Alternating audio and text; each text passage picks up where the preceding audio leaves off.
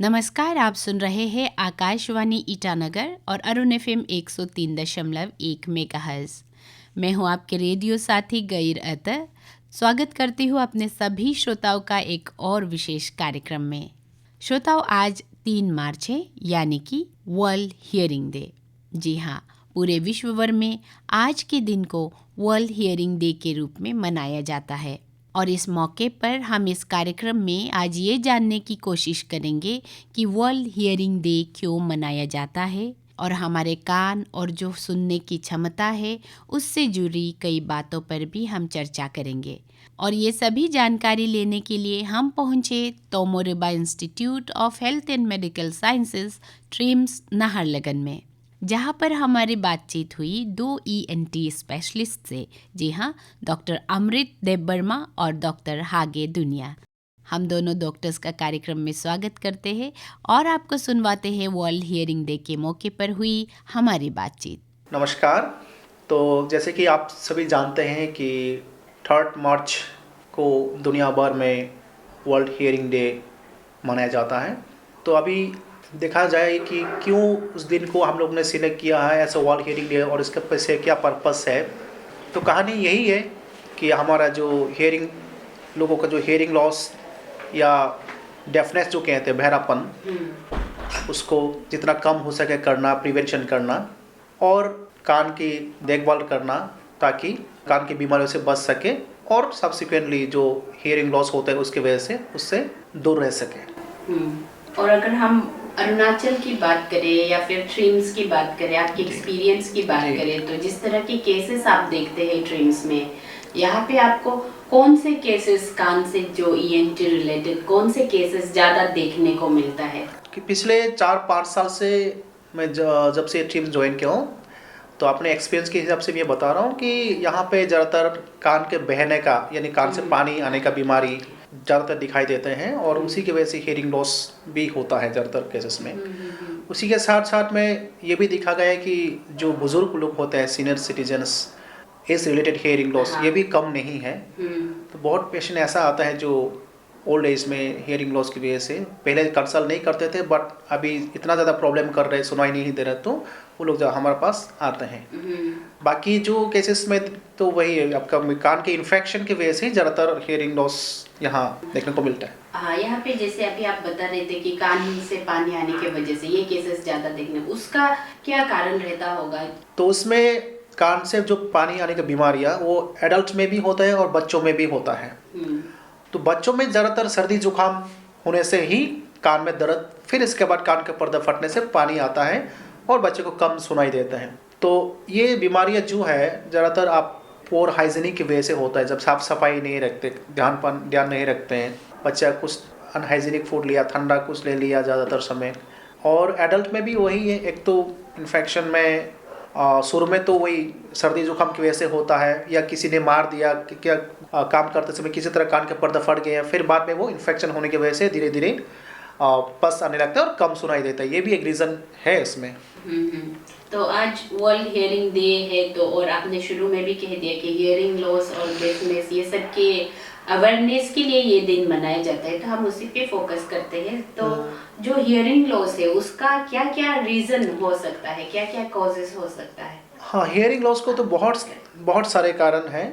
आप अगर बच्चों में बात करें उसको हम लोग इस तरह के डिवाइड कर सकते हैं। कंजेनिटल कॉजेस मतलब जन्म से या जन्म के बाद तुरंत बाद ऐसा भी हो सकता है। उसमें ज़्यादातर केसेस में आप किसी का मान लो डेवलपमेंट ऑफ ईयर ठीक से नहीं हुआ है, माँ का पेट में रहते समय वो अगर ईयर का डेवलपमेंट ठीक से नहीं होता है, किसी का कान नहीं है, छोटा है, या कान का कैनाल जो बंद है, या मिडिल ईयर का स्ट्रक्चर ठीक से डेवलप नहीं हुआ है, इनर ईयर ठीक से डेवलपमेंट नहीं होता, तो जन्म के बाद उसको हियरिंग लॉस रहेगा।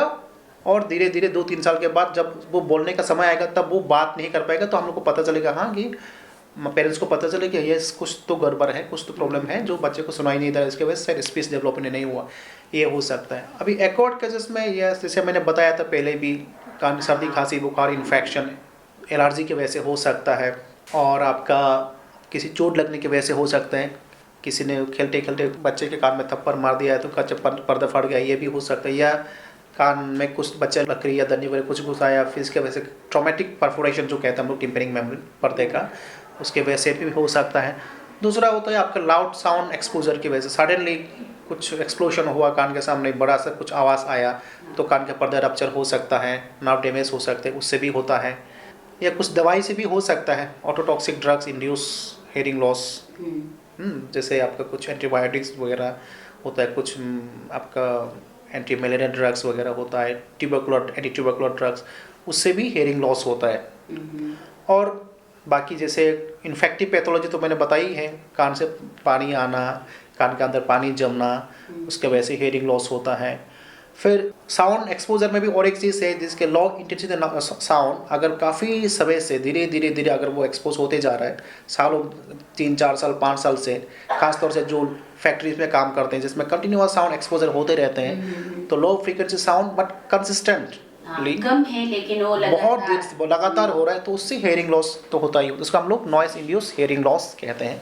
ये भी एक रीज़न है हेयरिंग लॉस का। और दूसरा जो कॉमन फिजियोलॉजिकल हेयरिंग लॉस तो आपको पता ही है, जिसमें एज बढ़ने से धीरे धीरे सबको ये हेयरिंग लॉस होता है। प्रेसबाइक्योसिस कहते हैं हम लोग मेडिकल टर्म में, जो कि एक फिजियोलॉजिकल हेयरिंग लॉस है ड्यू टू एजिंग। जी। और एक कॉमन चीज़ है जो बच्चों में और एडल्ट में ना जी जी मोस्ट कॉमनली ईयर वैक्स। हाँ जी, मैडम ने सही बताया है। कान में ना, यस, तो वो कान मतलब पूरा बंद होने का वजह से सुनाई मतलब वो कान में जो गंदा जमने की वजह से वैक्स जो होता है, वैक्स भी एक फिजियोलॉजिकली है, वो अगर वो वहाँ पे रह जाता है, एक्यूमुलेट होता है, धीरे धीरे साफ नहीं होता है तो कान बंद हो जाते हैं, तो उससे भी कुछ दिन के लिए हियरिंग लॉस होगा, जब तक वो वैक्स रहेगा तब तक। इसके बाद अगर उसको आप रिमूव कर दिया वो तो नॉर्मल में आ जाता है। हाँ, तो जैसे कि वैक्स अगर जब आपके कान में जमा हो तो हमें पता चलेगा कि ऐसे हो रहा है, क्योंकि हमको खुद को भी उसको साफ नहीं करना चाहिए। तो हम कब डॉक्टर के पास जाइए, हम किस तरह से उसे साफ करें, हमें कैसे पता चले कि वैक्स जमा हो रहा है? देखिए, बच्चा तो शायद बोल नहीं पाएंगे आपको कि मेरे कान में वैक्स है या कुछ है, वो इजीली नहीं बोल पाते हैं, ये बोलता भी नहीं है, उसका पास टाइम ही नहीं होता, खेलने कूदने में बिजी रहता है। तो पेरेंट्स को थोड़ा ऑब्जर्व करना होगा कि अगर बच्चे को आपने बुलाते समय ठीक से वो रेस्पॉन्स नहीं करते, या उसको स्कूल में टीचर खास तौर से बोलते हैं कि आपके बच्चे जो क्लास में कम अटेंशन देते हैं, पीछे बैठता है, या कुछ बुलाने से कुछ पूछने से वो इजीली रेस्पॉन्स नहीं करता, या बार बार पूछता है हाँ मैडम, हाँ सर, इस तरह बार बार पूछता है, तो आपको ये मतलब मान के चलिए कि बच्चे को हियरिंग में कुछ ना कुछ प्रॉब्लम है। हो सकता है वैक्स की वजह से भी हो और बाकी डिजीज की वजह से भी हो सकता है। तो इस केसेस में आपको या पेरेंट्स को डॉक्टर के पास ले जाना होगा, फिर वो देखेंगे, देख के अकॉर्डिंगली उसका ट्रीटमेंट करेंगे। वैक्स है तो वैक्स के लिए ट्रीटमेंट देंगे, वैक्स को रिमूव करेंगे तो बाद में हियरिंग रिस्टोर हो जाएगा। और वैक्स नहीं है, बाकी कुछ और डिजीज़ की वजह से, जैसे मैंने कान के अंदर पानी जमता है, कुछ एलर्जी की वजह से हो रहा है, तो वो भी अकॉर्डिंगली ट्रीटमेंट करके ठीक कर सकता है। एडल्ट में वैक्स, यस, एडल्ट या बड़ों में वो खुद पता चल ही जाएगा। अगर कान उसके बराबर धीरे धीरे बंद हो रहा है, या कान में कुछ है इस तरह से फील हो रहा है, कभी कभी कान दर्द कर सकते हैं, कान बंद भी हो रहा है और दर्द भी कर रहा है, तो डॉक्टर को दिखाने से, या कभी कभी क्या होता है घर वाले भी एक दूसरे के कान देख लेते हैं, देखने के बाद बोलते हैं कि आपके कान में कुछ काला सा पत्थर जैसा कुछ जम रहा है, तो यूजुअली वो वैक्स होता है। और ईयरफोन से सोशल मीडिया वगैरह में तो बहुत कुछ दिखाता है, तो उससे उसका कितना असर हो सकता है? ईयरफोन आजकल तो कॉमन है, कभी सभी लोग यूज़ करते हैं, घर में बैठे गाना सुनते हैं या कुछ लैपटॉप में काम करते भी ईयरफोन से होता, तो ईयरफोन वही एक तरह की वही नॉइस इंड्यूस हियरिंग लॉस ही कॉज कर सकते हैं। अगर आप परसिस्टेंटली कंस्टेंटली एकदम हमेशा ईयरफोन ही पहन के गाना सुनते हैं या काम करते हैं, बात करते हैं, तो धीरे धीरे शायद आपका नॉइस इंड्यूस हियरिंग लॉस हो सकता है। एक्यूट कुछ नहीं भी हो सकता है। एक्यूट यूजुअली तभी होता है जब कोई लाउड साउंड एक्सपोजर होता है, तभी सडनली हियरिंग लॉस हो सकते हैं बिकॉज ऑफ नॉइस। अदरवाइज जो हम लोग ईयरफोन जो यूज़ करते हैं उसमें तो इंटेंसिटी इतना हाई नहीं होता है, लो इंटेंसिटी होता है, बट अगर आप उसको धीरे धीरे हमेशा यूज़ ही करते रहेंगे तो डेफिनेटली हो सकते हैं हियरिंग लॉस। और एक चीज़ है जो एकॉस्टिक ट्रॉमा बोलते हैं, हाँ, वो मतलब अचानक अगर हम लोग लाउड साउंड, बहुत हाई साउंड, जैसे कि एग्जांपल अगर दिवाली में पटाखा फूट रहा है पास में, सडनली मतलब सुनना कम हो सकता है, उसको बोलते हैं एकॉस्टिक ट्रॉमा, जिसमें सडनली मतलब नर्व डैमेज या फिर ऐसे होता है, जिसमें भी अचानक से मतलब सुनना कम होता है। और एक चीज़ इसमें मैं बताना चाहूँगा जो कि हियरिंग लॉस के साथ ENT में ये इसको हम लोग इमरजेंसी मानते हैं, जो हियरिंग लॉस होता है सडनली, सडन हियरिंग लॉस, कोई इंजरी नहीं हुआ है, कोई पटाखा नहीं फटा, मतलब लाउड साउंड एक्सपोजर नहीं हुआ, किसी ने नहीं मारा, कोई इंजरी नहीं है, कोई अकोस्टिक ट्रॉमा नहीं है, कुछ भी नहीं, लेकिन सडनली उसको या वो पेशेंट को या वो इंडिविजुअल को ये नोटिस किया उसका कान आई मीन हियरिंग लॉस हुआ, एक साइड या दोनों साइड, यूजुअली एक साइड ही होता है, उसको हम लोग sudden idiopathic sudden sensory neural hearing loss कहते हैं। तो ये एक तरह का इमरजेंसी है, अगर आप सही वक्त पे विदिन 3 डेज़ के अंदर में अगर आपने दवाई या डॉक्टर को से कंसल्ट नहीं किया है, उसका ट्रीटमेंट नहीं करवाया, तो हमेशा के लिए रह जाता है। तो इसका कॉजेस तो जैसे मैंने बताया कि इडियोपैथिक मतलब विदाउट एनी नोन कॉजेस भी हो सकता है, पर ज़्यादातर केसेस में ये भी दिखाया गया कि वायरल इन्फेक्शन से भी हो सकता है अचानक हियरिंग लॉस होना। तो अचानक हियरिंग लॉस होना को कभी भी हम लोग लाइटली नहीं लेना चाहिए। अगर किसी का सडन हियरिंग लॉस हुआ है तो वेट नहीं करना चाहिए।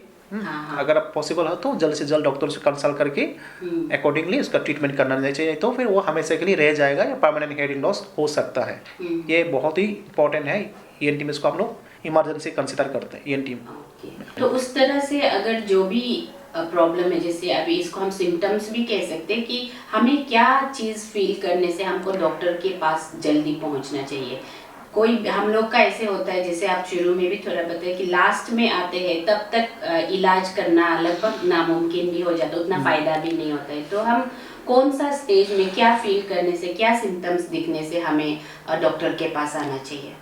देखिए, ये तो आपका डिपेंड करता है कि क्या बीमारी हुआ। हर कान का भी काफ़ी सारे बीमार होता है, टाइप ऑफ डिजीज डिफरेंट है, तो हर डिजीज का सिम्टम साइन थोड़ा डिफरेंट हो भी सकता है और सिमिलरिटी भी है। अभी आप फॉर एग्जांपल जो कान से पानी आने का बीमारी जो उसको हम लोग CSUM या ASUM कहते हैं, उसको ही ले लीजिए। शुरू में क्या होता है, उसमें एकदम शुरू में अगर किसी का कान नॉर्मल है तो सबसे पहले उसको सर्दी खांसी जुकाम कुछ हुआ होगा या होता है यूजुअली, फिर धीरे धीरे कान बंद होने लगता है और कान दर्द शुरू होता है, दर्द होता है। तो दर्द होने के बाद 1 2 दिन 3 दिन तक दर्द रह सकते हैं, इसके बाद सडनली दर्द कम होने लगता है लेकिन कान से पानी आता है। तो हम लोग क्या करते हैं कि ज़्यादातर लोग जो बिजी रहते हैं, काम करते रहते हैं, है ना, उन लोगों को ये लगता है कि पेन तो नहीं है, कान में दर्द तो नहीं है, अभी ठीक हो गया, तो लगा कि कान का जो बीमारी वो ठीक ही हो गया है। लेकिन एक्चुअली प्रॉब्लम तब शुरू होता है, तब उनका कान का पर्दा फटने लगता है, पर्दा फट के पानी बाहर आता है। तो पेन तो ठीक हो गया, दर्द तो कम हो गया, लेकिन अब से धीरे धीरे उसको कम सुनाई देने लगेगा। तो अगले बार भी उसको कभी सर्दी जुकाम होने से फिर दोबारा इस तरह से कान से पानी आएगा, इससे भी ज़्यादा आ सकता है। तो सबसे पहले जब दर्द हुआ था या कान बंद होना शुरू किया, तब से दिखाने से ही अच्छा रहता है। तो हम उसको प्रिवेंट कर सकते हैं, कान के पर्दे को फटने से बचा सकते हैं। और फर्दर हियरिंग लॉस जो भी होता है कंसिक्वेंस उसका, उससे हम मतलब बच सकते हैं। ये सब ऐसे चीज है जो हम लोग खुद नहीं देख सकते, नहीं। थोड़ा भी कुछ फील करें तो शायद हमें जल्दी से डॉक्टर के बिल्कुल पास ही। तो यही कहना है कि आप अगर आपको कुछ भी ऐसा एबनॉर्मलिटी लग रही है, कुछ खराब जैसे लग रहा है, कुछ भी ऐसा नॉर्मल चीज़ नहीं लग रहा है, चाहे वो दर्द हो, कम सुनाई देने वाला हो, कुछ भी, इचिंग भी हो सकता है, इचिंग भी कॉमन है। तो हमेशा तो इचिंग नहीं होता है, कुछ एक्सेसिव इचिंग हो रहा है, साथ में कान भी बंद हो रहा है, तो ऑफकोर्स वो भी एक बीमारी है, उसमें फंगल इन्फेक्शन वगैरह भी हो सकता है। तो उसमें हमको अपना कान को सेफ रखने के लिए या फिर हियरिंग लॉस जैसे से हमको बचने के लिए क्या क्या प्रिवेंटिव मेजर्स, हम एक कॉमन जो इंसान है वो क्या क्या प्रिवेंटिव मेजर्स ले सकते हैं सर? सबसे पहले वही अपना कान को केयर करना है, ध्यान रखना है, सर्दी जुकाम ना हो, उसके थोड़ा सा आपको केयर करना होगा, बच्चों को, अपने आप को भी, उसके उसका साफ सफाई रखना। कान में पानी मत घुसने दीजिएगा, उससे भी इन्फेक्शन हो सकता है, कैनाल में इन्फेक्शन, फंगल इन्फेक्शन। और अगर किसी का कान का पर्दा पहले से ही फटा है तो और भी केयरफुल रहना जरूरी है। कान के अंदर पानी घुसेगा तो वो दोबारा इन्फेक्शन होगा, फिर धीरे धीरे खराब होते ही जाएगा। और आजकल घर में भी देखे होंगे आप लोग, खुद कान साफ करते हैं, कुछ गंदा है बोल के, कुछ ईयरबड्स वगैरह या कभी कभी माचिस के तीली से कान साफ करते हैं, उस समय एक्सीडेंटली कान के पर्दा लग जाता है तो पर्दा फट सकता है, पर्दा फट के फिर हियरिंग लॉस भी हो सकता है, डेफिनेटली होगा ही होगा अगर पर्दा फट गया तो। और जैसे दवाई की वजह से भी हो सकता है हियरिंग लॉस, तो उस चीज़ को भी आपको ध्यान रखना होगा। आप रैंडमली दवाई मत खाइए बिना कंसल्टेशन के, कोई डॉक्टर के प्रिस्क्रिप्शन के बिना। ऐसा नहीं है कि आप सर्दी जुकाम हुआ या कुछ भी ऐसा हुआ, दर्द हुआ, तो आप फार्मेसी से अपने से दवाई लेके मत खाइए। बहुत सारे ऐसे दवाई हैं जो हियरिंग लॉस करते हैं, ऑटोटॉक्सिक ड्रग्स कहते हैं, जैसे भी मैंने नाम भी लिया था, मलेरिया का एंटी मलेरिया ड्रग्स वगैरह, कुछ क्विनाइन फॉर एग्जांपल, फिर एंटीबायोटिक्स में भी बहुत सारे ऐसा हुआ है, और केमोथेरेपी ड्रग्स, एंटी टीवी का ड्रग्स, जो उसमें तो लेना ही पड़ेगा, लेकिन फिर भी उसमें हमको पता चलता है कि हाँ। और ईयरफोन हाँ जी, कम यूज यस, करना है। ईयरफोन कॉन्स्टेंटली लॉन्ग आवर्स के लिए नहीं करना है, एटलीस्ट मैक्सिमम आधा घंटा यूज कर सकते हैं, कर सकता है। आवर्स कंटिन्यूस यूज नहीं करना है ना। अगर आपको कहीं प्रोफेशनल या कहीं फैक्ट्री में या इंडस्ट्री में काम करते हैं जहाँ पे कंटिन्यूस साउंड एक्सपोजर होता है, हाई इंटेंसिटी साउंड, तो उसके लिए भी आजकल ऐसा प्रिवेंटिव मेजर्स आप ले सकते हैं। ईयर प्लग वगैरह आता है, ईयरफोन आता है, जो हेडफोन आता है सॉरी, जो कि साउंड को आप प्रिवेंट एक्सपोजर से प्रिवेंट कर सकते हैं, बचा सकते हैं। तो उस चीज़ को आपको एडॉप्ट करने होंगे। बाकी आपका as early as possible treatment लेना है। हाँ। वही तो ट्रीटमेंट में यहाँ पे मैं अपने जो श्रोता सुन रहे हैं उन लोग के लिए, उन लोगों की जानकारी के लिए कि कई लोग ऐसे सोचते हैं कि ट्रीटमेंट करने के लिए हॉस्पिटल जाने के लिए डरते हैं कि हमारे पास पैसा नहीं है, हम अफोर्ड नहीं कर पाएंगे। तो मैं ट्रीटमेंट, जो भी ईयर का जो ट्रीटमेंट है उसके बारे में जानना चाहूँगी कि ये कितना महंगा हो सकता है, ट्रिम्स की बात करें तो। अगर देखिए, ये ट्रीटमेंट कितना महंगा है, कितना सस्ता है, वो हर बीमार का, कान का भी जैसे मैंने बताया अलग अलग बीमार होते हैं, तो हर बीमार का आपका कॉस्ट ऑफ ट्रीटमेंट अभी थोड़ा डिफरेंट हो सकता है। किसी केसेस में ऑपरेशन का ज़रूरी पड़ता है, तो ऑपरेशन में अगर आप थ्रिम्स की बात करो तो यहाँ आजकल तो इंश्योरेंस कार्ड चलता है, तो फ्री ऑफ कॉस्ट ही होता है, आपका पास हेल्थ इंश्योरेंस है। तो अगर मान लो किसी का ऑपरेशन की ज़रूरत नहीं है, तो दवाई भी ऐसा नहीं कि बहुत कॉस्टली दवाई है, बहुत सारी दवाई है, सस्ते में मिलता है, नीचे आपका उसमें भी मिल जाता है, हमारे यहाँ पे भी। तो इतना वो मैटर तो नहीं करता है, मतलब हम इसको अफोर्ड कर सकते हैं। जी बिल्कुल अफोर्डेबल है, ऐसा नहीं है कि अफोर्ड नहीं कर सकते, होना चाहिए, कर सकता है।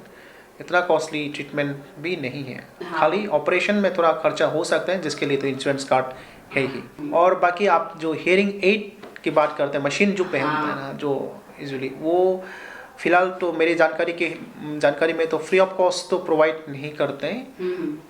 उसके लिए इंडिविजुअल को या पेशेंट को खुद परचेस करना हो सकता है, या तो सरकार में हम लोग अप्लाई करते हैं तो शायद मिल भी जाते होंगे। हाँ, अगर आपका मशीन लगाना जरूरी हो गया, हाँ, तो ऐसे भी हो सकता है कि आपका कुछ दवाई से भी ठीक हो जाए। बिल्कुल हो सकता है, लेकिन जो चीज़ नहीं होता है उसको तो हम लोग बता ही देते हैं कि आपका हियरिंग और इम्प्रूवमेंट नहीं होगा, फर्दर खराब हो सकता है, वो सब बता ही देता है। तो इसलिए कुछ भी अगर फील होता है, कुछ बुरा लगता है, कुछ अलग लग रहा है, तो जल्दी से जल्द डॉक्टर से कंसल्ट करने में ही बेहतर रहेगा। तो आज इस वर्ल्ड हियरिंग डे के मौके पे आप हमारे जितने भी श्रोता हैं उनसे अपनी तरफ से क्या कहना चाहेंगे? तो आज इस वर्ल्ड हियरिंग डे के मौके पे मैं अपने श्रोताओं को यही मैसेज या आह्वान करना चाहूँगा कि हियरिंग बहुत ही इम्पोर्टेंट है, बहुत ही महत्वपूर्ण होता है हमारे जीवन में। बिना सुने, आप बिना देखे और बिना सुने ज़िंदगी अधूरापन रह सकता है, हो सकता है। तो हमेशा अपना कान का ध्यान, जितना हो सके अपना कान का ध्यान रखिए। जैसे मैंने बताया था कि साफ़ सफाई रखना, कान में पानी मत घुसने देना, या ज़ोर ज़बरदस्ती कान को सफाई नहीं रखना है। अगर आपको कुछ तकलीफ़ होता है कान रिलेटेड, तो आप जितना जल्द से जल्द अपने नज़दीकी हॉस्पिटल या डॉक्टर के पास जाइए, देखिए, इलाज करवाइए, जो भी ज़रूरी है उसका ट्रीटमेंट करवाइए।